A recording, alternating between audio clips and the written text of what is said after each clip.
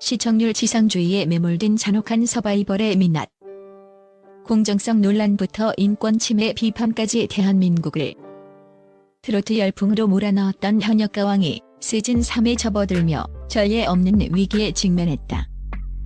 지상파와 종편을 통틀어 시청률 1위를 기록하며 표면적으로는 순항하는 듯 보이지만 그 화려한 성적표 뒤에는 출연자들의 피눈물과 시청자들의 들끓는 분노가 소용돌이치고 있다. 특히 최근 불거진 심사위원진의 균열과 국민 요정 김다현을 둘러싼 가슴 아픈 사연은 단순한 예능 프로그램을 넘어 우리 사회의 공정성과 인권, 그리고 방송 윤리에 대한 무거운 화두를 던지고 있다. 이것이 진정한 서바이벌인가? 1. 패배자 낙인의 가혹한 연출과 심리적 폭력. 이번 시즌 현역가왕 3에서 가장 먼저 도마 위에 오른 것은 출연자에 대한 기본적인 예우와 존중의 결여다. 제작진은 프로그램의 긴장감을 극대화한다는 명목하에 패배한 가수들에게 패배라는 글자가 선명하게 박힌 목걸이를 착용하게 강요했다.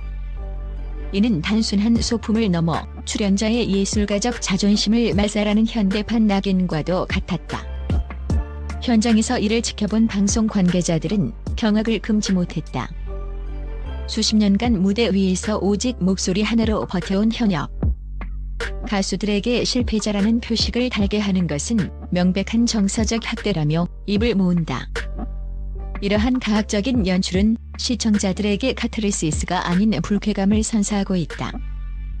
시청자들은 경쟁사회의 비정함을 굳이 주말 저녁 안방극장까지 끌고 들어와야 했느냐며 제작진의 퇴행적인 태도를 강하게 비판하고 있다.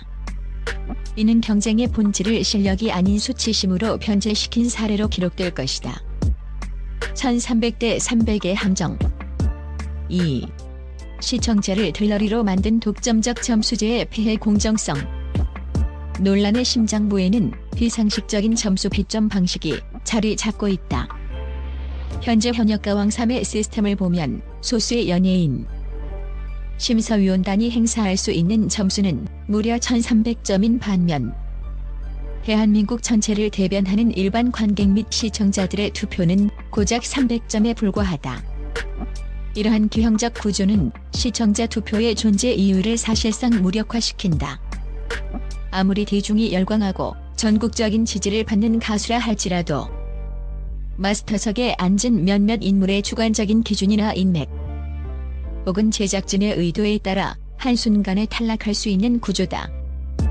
결과의 80% 이상을 심사위원이 결정하는 시스템 속에서 대중은 그저 제작진이 짜놓은 판의 병풍에 지나지 않는다는 허탈감을 느끼고 있다. 결국 국민이 직접 뽑는 가왕이라는 슬로건은 시청률을 낳기 위한 미끼일 뿐이며 실제로는 제작진의 입맛에 맞는 스타를 기성품처럼 찍어내는 권위주의적 서바이벌이라는 비판이 쏟아지고 있다. 도덕적 해이와 출연자 검증의 부재, 시청자들의 분노에 기름을 부은 것은 제작진의 무감각한 윤리의식이다. 면죄부가 된 무대. 3. 과거 심각한 사생활 스캔들이나 사회적 물의를 일으켜 대중의 지탄을 받았던 특정 가수가 별다른 해명이나 진정성 있는 사과도 없이 무대에 전격 복귀했기 때문이다. 제작진은 이를 과거를 딛고 일어선 재기라는 심파적 서사로 포장하며 시청자들에게 무조건적인 용서를 강요하는 듯한 태도를 보였다. 방송은 공적 자산이며 트로트 장르의 주시청층인 중장 년층에게 미치는 영향력은 절대적이다. 시청자들은 노래만 잘하면 모든 과거의 죄가 스탑되는 면죄부를 주는 것이냐며 섭외 기준의 불투명성을 성토하고 있다. 이는 정당하게 실력과 도덕성을 갖추고 경쟁하는 다른 출연자들에 대한 역차별이자 방송의 공공성을 스스로 내팽개치는 행위다.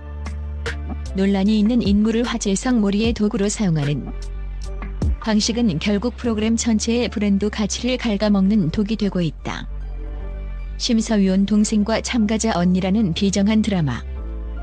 이번 시즌 가장 자극적이고도 비극적인 장면은 김다현의 눈물이었다.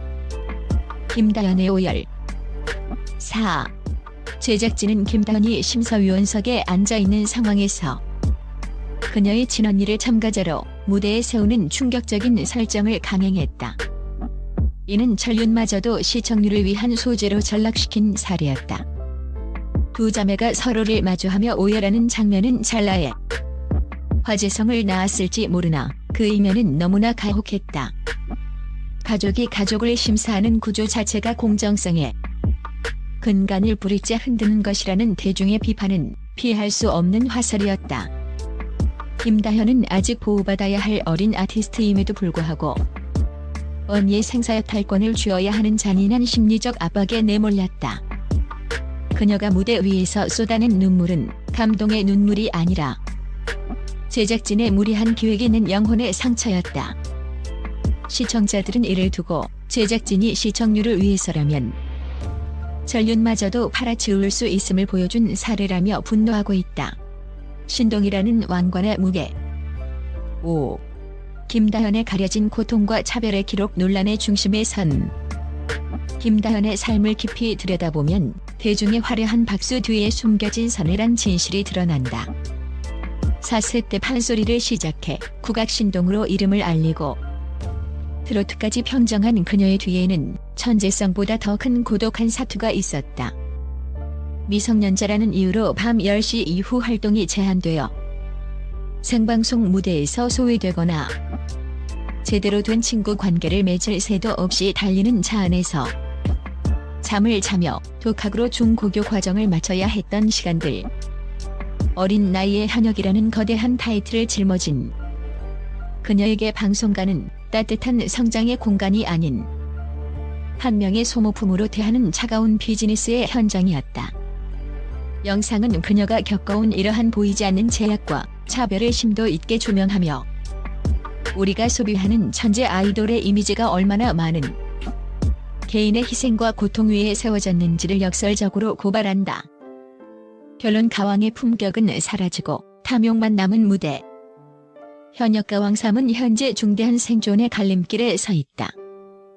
단기적인 시청률 수치에 눈이 멀어 출연자의 인격과 가족의 유대 그리고 공정의 원칙을 제물로 바치는 연출 방식은 오래갈 수 없다.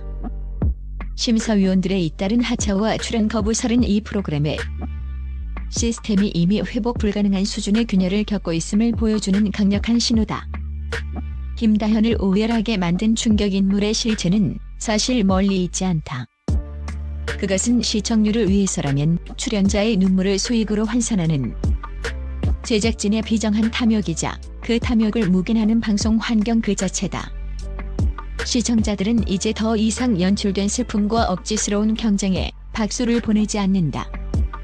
그들이 진정으로 원하는 것은 패배자 목걸이가 없는 무대, 그리고 권력의 입김이 아닌 국민의 진심이 담긴 점수로 탄생하는 진정한 가왕이다. 출연자의 목에 걸린 패배자 목걸이는 사실 이 프로그램을 기획한 이들이 스스로 짊어져야 할 윤리적 파산의 징표다.